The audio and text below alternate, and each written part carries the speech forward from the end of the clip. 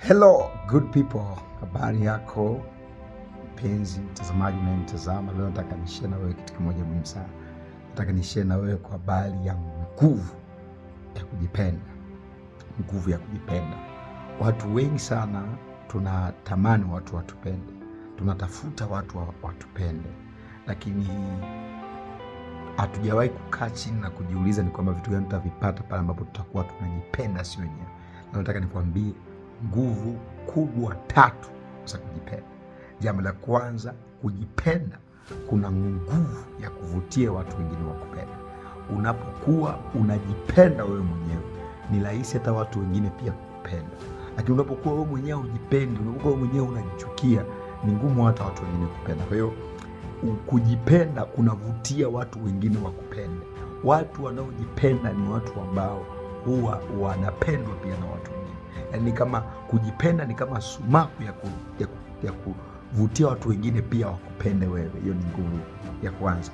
Lakini nguvu ya pili pia ya kujipenda ni kwamba kujipenda kunasababisha uongeze kiwango cha kujithamini. Unapokuwa unajipenda inakusababisha wewe mwenyewe kile kiwango cha kujithamini, vile unavyojithamini inaongezeka. Kwa hiyo unaanza kujithamini na unaanza kujiona kama ni mtu wa muhimu. Kutokana nini? Na kujipenda. Mtu ambaye anajipenda ni mtu ambaye anajithamini, ni mtu ambaye anajijali, ni mtu ambaye kile kiwango cha kujithamini kinakuwa kubwa sana. Kwa hiyo ukiona mtu hajithamini, ukiona mtu hajijali, ukiona mtu anajidharau, ni kwa sababu tu hajaamua kutumia nguvu ya kujipenda. Kwa nguvu ya pili ya kujipenda ni kwamba kujipenda kunaongeza kiwango cha kujithamini. Hilo ni jambo la pili. Jambo la tatu kwa habari ya kujipenda ni kwamba tunasema kujipenda kunaamsha fikra chanya kwenye ufahamu wako. Kujipenda kunaamsha fikra chanya. Kujipenda kuna nguvu ya kukuletea fikra chanya. Ukiwa ni mtu ambaye unajipenda, hata kama utapata hasara kwenye biashara, hata kama utapata changamoto kwenye mahusiano yatavunjika, au utapata changamoto kwenye ndoa itapitia misukosuko, kwa kuwa tu wewe mwenyewe unajipenda, itakusaidia wewe kuweza kuwa na positive ideas, au utasema kuwa na positive thinking, kwa maana ya kuwa na fikra chanya. Kwa nini? Kwa sababu unajipenda. Mtu ambaye anajipenda hawezi kujidhuru. Mtu ambaye anajipenda hawezi kujinyonga. Mtu ambaye anajipenda hawezi kunywa sumu eti tu kwa sababu anapitia changamoto kwenye maisha.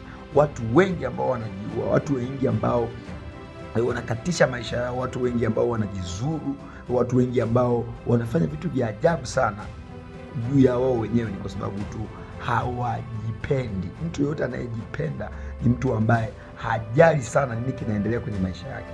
Kwa nini? Kwa sababu kuna positive attitude, au kuna mtazamo chanya ambao uko kwenye ufahamu wake, ambao unamfanya yeye ajifanyie mambo mazuri. Hiyo ni nguvu ya 4.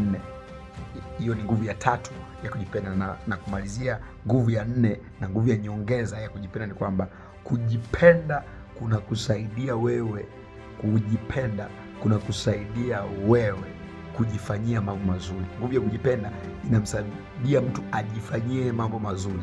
Watu ambao wanajipenda huwa wanajinunulia nguo nzuri. Watu wanaojipenda huwa wanajitoa out mara moja. Kuta mtu anajitoa out, anaenda kula chakula kizuri. Watu wanaojipenda ni watu ambao huwa wanajifanyia mambo mazuri, anajinunulia perfume nzuri. Mtu anajipenda ukuta ukikaa karibu naye unakuta ananukia vizuri, kwa sababu anajipenda.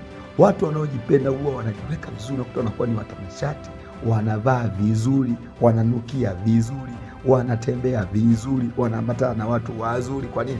Kwa sababu wanajipenda.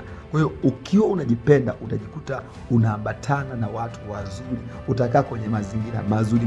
Kwa nini? Kwa sababu unajipenda. Kwa hizo ndizo nguvu kubwa 4 za kujipenda, na wewe unatakiwa ujipende ili hizi nguvu zote 4 ziwe sehemu ya maisha yako. Badilisha fikra, badilisha maisha.